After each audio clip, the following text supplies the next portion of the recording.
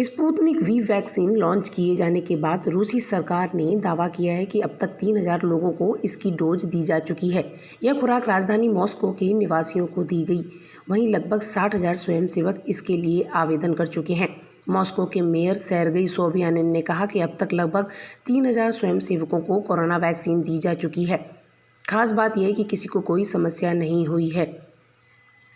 Mayor का कहना है कि सभी लोग अच्छा महसूस कर रहे हैं।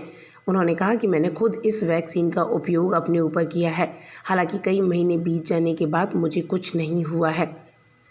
जबकि हाल ही में ये खबर सामने आई थी कि रूस की कोरोना वैक्सीन स्पुतनिक वी के तीसरे चरण के क्लिनिकल ट्रायल में जिन लोगों को स्पुतनिक वी वैक्सीन दी जा रही है उनमें हर 7 में से एक शख्स में साइड इफ़ेक्ट देखने को मिल रहे हैं।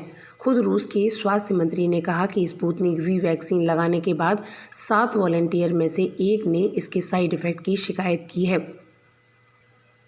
आपको बता दें 11 अगस्त को रूस ने कोरोना वैक्सीन को मान्यता दे दी थी, लेकिन देश के कुछ वैज्ञानिकों ने इसकी खिलाफत भी की थी। उन्होंने चेतावनी दी थी क्लिनिकल ट्रायल पूरा होने से पहले इसे मान्यता नहीं दी जानी चाहिए। स्पुतनिक वी वैक्सीन को रूसी स्वास्थ्य मंत्रालय के तहत Gamaleya research institute of epidemiology and microbiology ने विकसित किया है। जब रूस के राष्ट्रपति पुतिन ने इस वैक्सीन की घोषणा की थी तो पूरी दुनिया चौंक गई थी और अमेरिका, ब्रिटेन समेत कई देशों ने इस पर सवाल उठाए थे। सवाल इसलिए उठाए गए थे क्योंकि क्लिनिकल ट्रायल्स पूरे इस वैक्सीन ने अभी तक नहीं किए हैं। जबकि रूसी राष्ट्रपति व्लादिमीर पुतिन ने यह दावा किया था कि उन्होंने इस वैक्सीन की पहली खुराक अपनी बेटी को दी है और उनकी बेटी सुरक्षित महसूस कर रही है। किसी भी तरीके का कोई साइड इफ़ेक्ट इस वैक्सीन का सामने नहीं आया है। बहरहाल रूस का दावा है कि उनकी वैक्सीन कारगर है। गौरतलब है कि कोरोना वायरस की रूसी वैक्सीन स्पुतनिक वी का क्लिनिकल ट्रायल भारत समेत कई देशों में जल्द शुरू होने की बात भी सामने आ रही है। कोरोना वैक्सीन विकसित करने वाला दुनिया का पहला देश रूस है और इसने कहा है कि वैक्सीन को अप्रूवल मिलने के बाद 100 मिलियन खुराक भारत भेजी जाएंगी। रूस के वेल्थ फंड की ओर से ये जानकारी दी गई। वेल्थ फंड का कहना है कि भारत के डॉक्टर रेड्डी लैब को स्पुतनिक वी वैक्सीन दी जाएगी। इसके अनुसार नियामक की मंजूरी मिलने के बाद कोविड-19 वैक्सीन के कुल 100 मिलियन डोज भारत भेजे जाएंगे।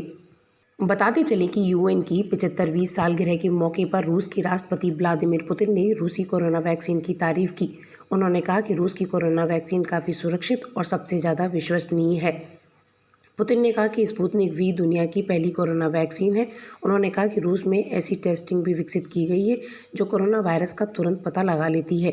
उन्होंने अपनी वैक्सीन को फ्री में देने की बात भी कही। उन्होंने कहा कि कोरोना का असर यूएन पर भी काफ़ी हुआ है। ऐसे में रूस यूएन की हर संभव मदद करना चाहता है। उन्होंने कहा कि कोरोना वैक्सीन निर्माण करने में हम दूसरे देशों का भी सहयोग लेंगे। इसके लिए एक ऑनलाइन सम्मेलन भी आयोजित किया जाएगा।